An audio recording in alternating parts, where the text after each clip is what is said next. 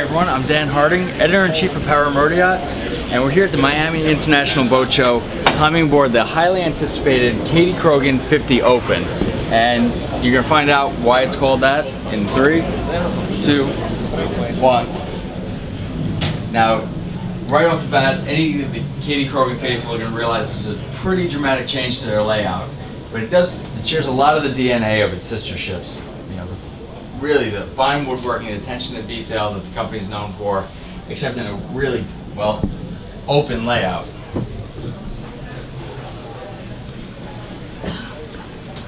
And the owners of hull number 1 are actually the company's Larry Polster and his wife Janet.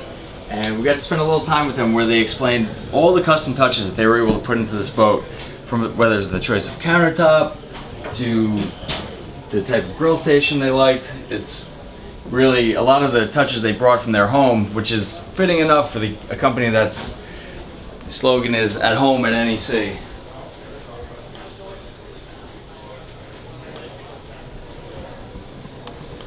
Now the trawler purists are going to wonder, what happens about, with your visibility at nighttime.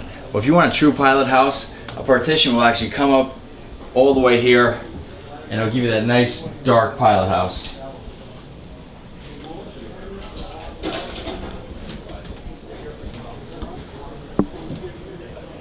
It definitely shares that Kadey-Krogen DNA. It's the owner's choice of electronics, went with the Garmin.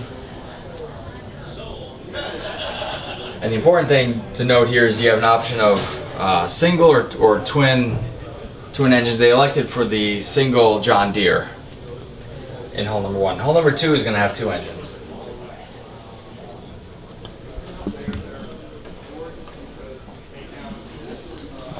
Let's sneak on down below.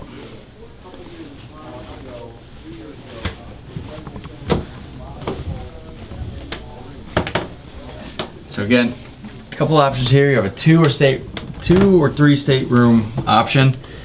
Forward, plenty of height. But one thing I like here is because Larry's going to continue working while cruising, I like to have the office instead of the 3rd stateroom. Makes a lot of sense.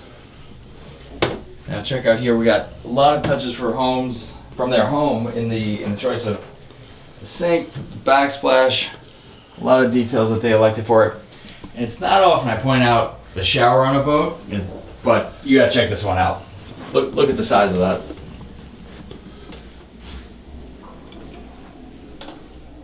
But what you really came to see is the engine room. So who other better than our very own executive editor, Captain Bill Pike. Hello. Hanging out in the engine room. Come on in, Dan. What's going on, sir?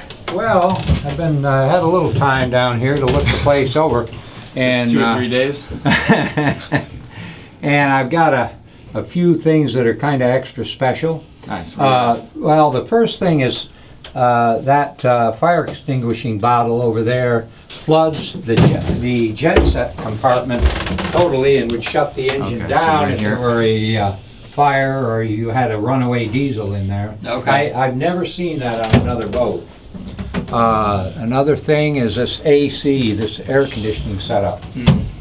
Basically, they just installed a combo unit up here, easy to get out or replace, and there's no ductwork entailed here. They're just blowing cold air right out of here, right across the top of the engine room. Very efficient. Another thing, you've got a hydraulic get-home engine down there. That's under here. Yep, and the folks at Kadey-Krogen tell us this baby will do about 5 knots with that engaged. Which is pretty amazing. I mean, that's about the cruising speed of this boat with the John Deere, right? Yeah, well, 8 knots, I guess. They 9 knots, maybe, something like that. Right. And if you look down there, you've got dual or duplex ray cores for the genset. Now that's unusual, usually. Or that's fairly unusual. You also have duplex ray cores over here for the main engines, and you've got I don't know if you can see around there, but you've got an ESI fuel polisher back there. The whole point of a long distance boat like this is to keep the fuel clean. You get bad fuel, you're in bad doo-doo. Sure. Good point. This is interesting. both these sets of racors are connected via copper tubing to gauges in the wheelhouse, so that you don't have to come down here and check the gauges on the racors directly. You can just look at the gauges at the helm station and know whether your filters are clean, or your filter elements are clean in those racors. That's great. Save a couple trips, huh? Yeah, and another thing that I have, there's an Anderson flow indicator on that cooler over there, the hydraulic cooler. So all you have to do, you're down here, you just look at that, and if that little gizmo in there is spinning around, that means that thing is working. Also, I heard you outside, I heard you mention the giant shower. And that baby is a big, yep, that's a big water heater. So there's just a few of the things I can kind of pick out. Great. No, with a lot of salty touches, and yeah, everything from the workbench to all the things you mentioned really is, fitting in the Kadey-Krogen. I mean, what is going on with this headroom in here? You're tall. How tall are you? Yeah, I'm 6'2" on a good day. Yeah, you've got almost a foot over your head. Yeah, no, absolutely. That's exceptional. I get a 50-foot boat, and you forget that really what the size of the boat is. Yeah, mucho fuel. Yeah, for sure. What they say, 1240, I think. Something like that. Yeah, which makes sense. Over 1200. Yeah. Yeah. Well, excellent. Dan, I mean, we're going to test this boat, right? It's absolutely needs to be tested. I mean, I'd love to do it. Bill, I can't have you do it. I mean, if anyone's going to do it here, it's going to be me. Oh man, this happened before. No, but it did. Unfortunately for both of us, Bill, we got that little magazine that we put out from time to time. We got to go home and ship that this week. So Thursday, right? Yeah, it's coming.